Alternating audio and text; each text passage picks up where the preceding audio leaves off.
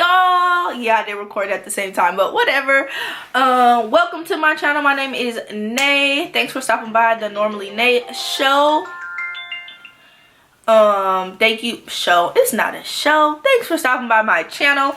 I'm gonna go ahead and tell you guys part 2 when I had to get my C-section and why I had to get my C-section.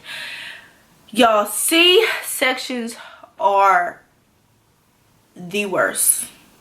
Mine was the worst thing I could ever imagine in life. Like, I don't know how people get plastic surgery, if it's anything like that. That was the worst thing that I have ever went through.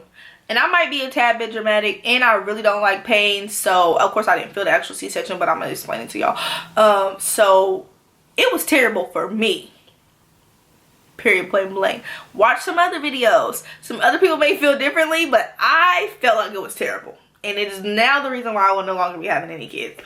But so like I said before, you guys, my pregnancy, my birth was not progressing at all. It was not progressing. So about 6 p.m. I was 6 centimeters, y'all. I had dilated 1 centimeter. And so my doctor came in and she's like, hey, you know, you're not progressing. At this point, you've been in labor for over 12 hours, because I was in labor when I was at home. I didn't know it. I was in labor when I was at home. I got there at 6 o'clock, so that's 12 hours plus some, you know. So it was like, you been in labor for a long time and it's not progressing. So I'm like, dang, you know. She's like, so these are our options, but before I do that, you know, we're gonna try to do everything else to do it natural. I said, okay, cool. Or to have it, you know, yeah, to have it natural. So I'm like, okay, cool. So they got me laying in a back position, all type of stuff. Like, they gave me Pitocin to increase my liver, my thing. At this point, I had my full epidural, everything. So I'm like, dang, what the heck? Y'all, so let's just fast forward a couple more hours. Well, I'll insert a clip right here. We're getting down to the wire. How you feeling? I'm feeling alright. This catheter is not the thing, y'all. It's not the thing. I don't like it. I'd rather just be sitting here peeing. It's not like I could feel it anyway. I'm 7 centimeters right now. They got me laying in this weird position. Hopefully I dilate some more. But as for pain, I feel pretty good. You told the lady you feel 0. Yeah, she didn't ask, but that's how I feel. I feel 0. I don't feel anything. I did just press the little thing so I can do a little bit more, because I can still feel the catheter, whatever it's connected to, I can still feel that. Right. So I did hit it one time just to kind of numb that area. Yep. And it seems to be working for the most part. I can still feel it, but not as much as I was before. 6:05. Almost been in the hospital for 12 hours. Hopefully he comes within the next hour. Yeah, he's got to come within the next hour. I'm feeling very mild pressure like down in my butt area, but not enough to do anything with. Gotcha. And I think that's all I got for y'all for my update. Yep, we'll be back. You feeling okay? Right around 8 p.m. Well, actually it was about 8 p.m., 9 p.m. Because I was laying in that position, I had the ball, all that stuff. I was able to get to 9 centimeters. 9 centimeters. I was able to get all the way to 9 centimeters. So, or 8 or 9 centimeters. I can't exactly remember because I was high. Which I was trying to avoid. That was the whole point of my birth plan, but that didn't go like that. So, 8, almost 8:50, 8:48. At night? Yes, babe. Oh my gosh. I know, babe. We've been here forever. We've been here forever, y'all. So I'm 8 centimeters dilated. I've been 8 centimeters for like 30 hours. Yeah. I keep throwing up, which actually feels good. So I'm happy that I'm throwing up. I think I'm gonna keep eating ice so I can have something in my stomach at least, and it's not like obstructing my insides. They increased my Pitocin. Oxytocin? Huh? Oxytocin, you mean? Pitocin. Oh, Pitocin. Oh, okay. And then I'm laying in this weird position again to see if I will dilate some more. I am feeling pressure down there, but it's not like consistent, so I know it's not going to be a lot. So basically they said at this point the next option is a C-section. So we'll see what happens. At this point I'm just tired, and I really don't want a C-section, but if that's the only option, then it is what it is. Yeah, but you're doing good though. So right around 8 o'clock, my doctor finally came in there and was like, hey, you know, you're not progressing. These are the options. You know, basically we're looking at having a C-section because at this point you're not progressing. You're still losing fluids. And it's, you know, it's been a while or whatever. I'm like, okay. So she's like, well, let's try to push and see what happens. And I'm like, okay, cool. I try to push. The heart rate goes down. His heart rate goes down. So I'm like, okay. She said, don't push, stop. I'm like, all right. I push again. She's like, come on, let's try again. Let me just make sure. I'm like, okay. She pushes again. His heart rate goes down again. And so she's like, his heart rate's going down. And so I'm like, okay. So they put me on oxygen. She's like, well, let's, you know, put you on some oxygen and figure out what's going on. I'm like, all right, cool. So maybe 30 minutes, she come back in there. She's like, well, let's try one more time. I'm like, all right. So she, you know, like, push. I push. And she's like, I think his umbilical cord is around his throat. Now, y'all, I don't think I posted anything about it, but when I tell you, that was all I was talking about while I was pregnant. I'm like, I just hope his umbilical cord does not get around his throat. I just hope his umbilical cord does not get around his throat. I just hope his umbilical cord does not get around. And Lord, I just spoke it into existence. I spoke it into existence. That's how much I was talking about it. I spoke it into existence.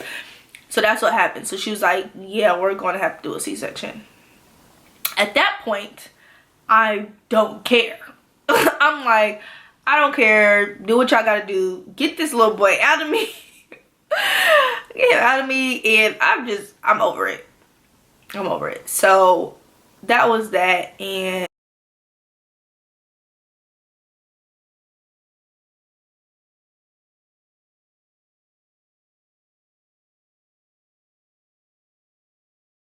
so he's born. Right? He's born. The actual C-section wasn't that bad. They gave me more epidural. Oh, I didn't tell y'all, the epidural was not bad at all. It was not that bad. I honestly could say it was not that bad. But they ended up giving me more epidural for the C-section, of course. I went on ahead. Everything was fine. I was high as crap, so it didn't even matter. Everything was fine. The recovery, though, that is the reason why I will probably no longer be having children. One, I had a thing called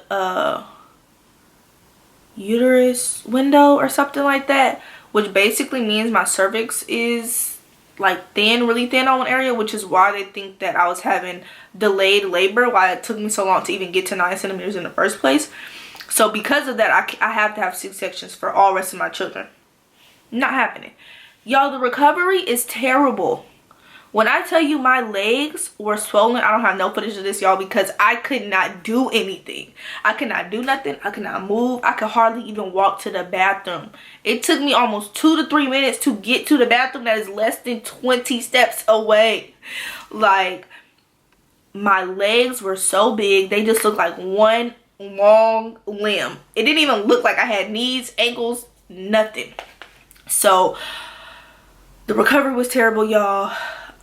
It took a really long, I could not walk for almost 10 days. Almost 10, I couldn't walk comfortably for almost 10 days. I had stairs at my house. It was terrible. I couldn't move. Oh, I was in pain. The incision was in pain. Yes, I did have medicine for it, and it was helping, but it masks the pain, but you know the pain is there, you know, like, you know it's there. So it was masking the pain, but it wasn't eliminating the pain. It just was a terrible experience. I had to wait on people left and right. Well, people had to wait on me left and right. And so real big shout out to my mom. I really appreciate her. She came down here and stayed with me for a week, and when I tell you, that was a changer. I couldn't do anything, which sucked, because like Deuce's first like week, I couldn't change him. My back was in pain, my incision was in pain, my legs were in pain, everything, y'all. Like literally, when I tell you, it knocked me off of my feet.